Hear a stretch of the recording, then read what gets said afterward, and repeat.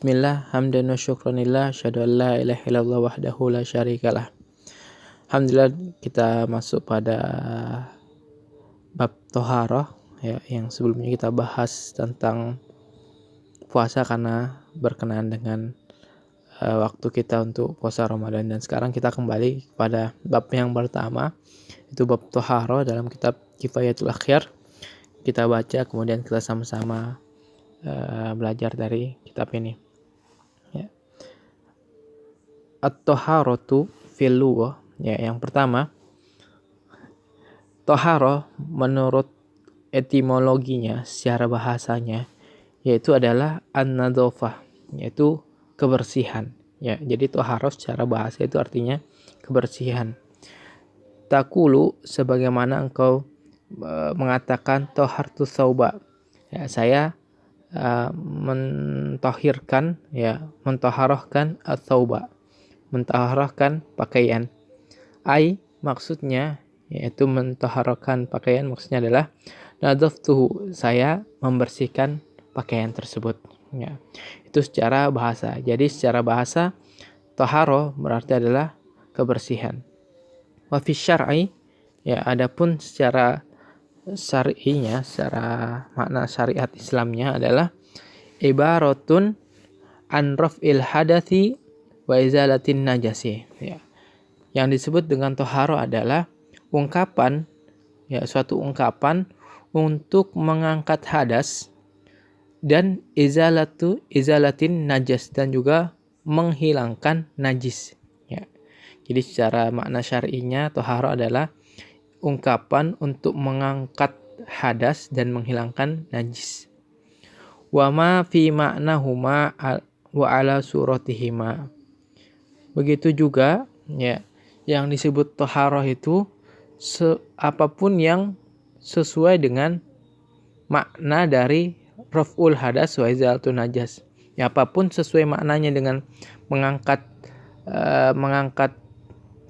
hadas dan menghilangkan najis, itu disebut dengan toharoh. Wa ala suratihima, atau sesuai dengan gambaran menghilangkan hadas atau menghilangkan najis, yaitu disebut dengan toharoh. Kagoslati tsaniyah wa tsalisa, ya, seperti mencuci, ya, pada yang kedua dan yang ketiga. Jadi ketika kita membasuh, ya, basuhan kita dalam berwudu yang kedua dan yang ketiga itu disebut juga toharoh, meskipun itu bukan menghilangkan najis dan mengangkat hadas, ya, karena yang mengangkat hadas dan menghilangkan najis itu di basuhan pertama. Seperti ketika kita membasuh tangan misalkan, yang di basuhan yang pertama itulah yang menghilangkan najis dan mengangkat hadas. Adapun basuhan yang ketiga dan kedua dan ketiga itu bukan menghilangkan hadas dan juga bukan menghilangkan najis, tapi itu juga disebut juga dengan toharoh. Wal aksal al masnunah, begitu juga mandi yang sunnah, ya, contohnya mandi ketika untuk sholat Jumat, mandi untuk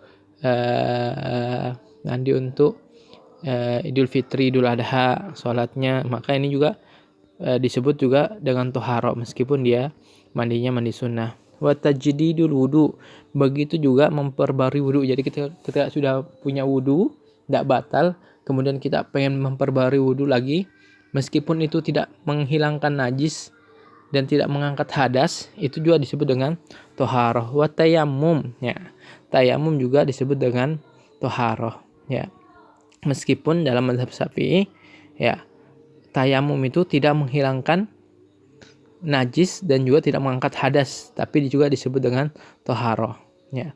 Wa ghairu zalika mimma la yarfa hadatsan wa la yazil najasan, dan begitu juga selain daripada contoh-contoh yang telah disebutkan yang tidak mengangkat hadas dan tidak menghilangkan najis, walakinnahu fi ma'nahu, akan tetapi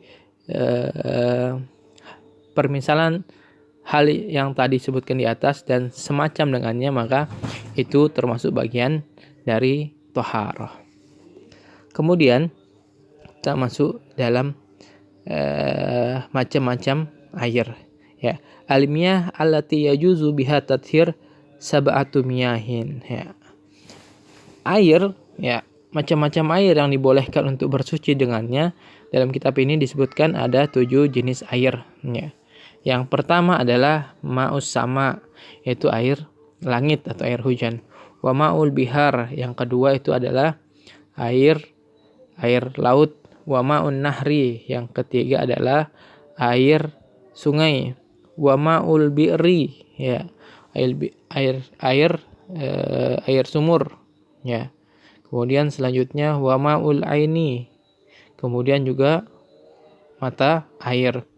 Wa ma'us salji, kemudian juga air salju. Wa ma'ul barat, dan juga air embun. Jadi ini 7 jenis air yang dibolehkan untuk kita pakai bersuci. Yang pertama adalah air langit, air hujan. Yang kedua adalah air laut. Yang ketiga adalah air sungai. Kemudian yang keempat adalah air sumur. Yang kelima adalah mata air. Yang keenam adalah air salju. Yang ketujuh adalah air embun. Kemudian di sini disebutkan dalil-dalilnya secara umum, ya. Dalil yang membolehkan kita bersuci dengan air langit atau air hujan sebagaimana firman Allah Subhanahu wa taala dalam Quran. Allah mengatakan wa yunazzilu 'alaikum minas samai ma'an yutahhirukum bih, ya. Dan kami turunkan dari langit air yutahhirukum bih, yang dengannya kalian bersuci. Wa ghairuha, dan selain ayat-ayat ini juga ada lagi.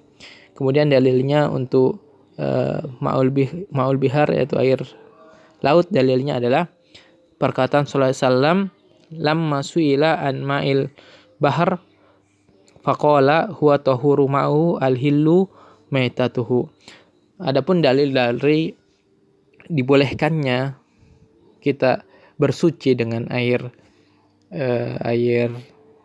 laut adalah sebagaimana sabda Rasulullah SAW ketika beliau ditanya tentang air laut, maka beliau mengatakan huwa tahuru ma'uhu, kata Rasulullah. Air laut adalah tahuru ma'uhu, ya, suci airnya, al-hillu maitatuhu, ya. Kemudian bangkai yang terdapat di laut adalah bangkai yang hil, ya, bangkai yang halal, boleh untuk dikonsumsi. Jadi ya, ikan-ikan meskipun sudah jadi bangkai, mati dengan cara disembelih secara Islami, maka itu tetap halal dalam syariat agama kita, sebagaimana hadis Rasulullah SAW. Wa fi ma'il bi'ri, kemudian dalil dari membolehkannya bersuci dari air sumur, ya. Hadis Sahal radhiyallahu anhu. Hadis dari Sahal radhiyallahu anhu. Qalu ya Rasulullah innaka tatawaddo min bi'rin bid'atin wa fiha ma yunajjin nas wal maha'id wal khabas. Ya. Ketika ada seorang, ya, mereka berkata kepada Rasulullah SAW, ya Rasulullah, engkau berwudu menggunakan air sumur, yang mana air sumur itu air yang dipakai oleh orang-orang yang dalam keadaan najis, entah itu najisnya dalam keadaan haid dan lain sebagainya. Faqala Rasulullah SAW, ya, kemudian Rasul mengatakan alma la yunajjisuhu syai'un, airnya tidak najis, ya, airnya tidak najis, tidak dinajiskan oleh sesuatu apapun, ya. Meskipun orangnya najis kemudian mandi pakai air sumur, ya, dia najis karena haid, ya, najis dalam keadaan karena junub, ya, maka airnya pun, kata Rasulullah SAW, airnya itu tidak dinajiskan oleh sebab orang yang najis mandi dekatnya, ya. Alma la yunajjisu, air itu tidak dinajiskan oleh apapun, kata Rasulullah SAW. Kemudian yang selanjutnya dalil dari ma'ul salat wal ma'ul barat, ya, dalil dibolehkan bersuci dari air salju dan air embun. Fal aslu fihi hadis Abi Hurairah radhiyallahu anhu, hadis dari Abu Hurairah radhiyallahu anhu, ya, qala kana Rasulullah sallam iza kabbara fi shalah sakata wa hina, ya bahasanya Rasulullah SAW ya ketika beliau bertakbir dalam sholat ya, kemudian beliau sakata haniatan ya, kemudian beliau diam sejenak qabla an yaqra'a, sebelum beliau membaca surat Al-Fatihah. Faqultu ya Rasulullah ma taqul, wahai Rasulullah apa yang kau baca antara setelah takbir kemudian baca Fatihah Rasulullah diam, apa yang Rasulullah baca di antara kedua kegiatan itu ya, artinya doa iftitahnya apa. Kemudian akul ya qala akul, kemudian Rasulullah bersabda, saya mengatakan Allahumma ba'id baini wa baina khotoyaya kama ba'atta bainal masyriq wal maghrib, Allahumma nakini min khotoyaya kama yunaqi thawbul abyadu minad danas, Allahumma iksilni min khotoyaya bima'is salji wal barad, rawal Bukhari. Ya, jadi dalil ini dari doa iftitah ini ya, doa iftitah Rasulullah SAW ini menjadikan dalil ya bolehnya bersuci menggunakan air salju ya, air salju, begitu juga dengan air embun. Yang menjadi dalil pembahasan di ini adalah Allahumma ksilni min khotoyaya bima'is salji wal barad.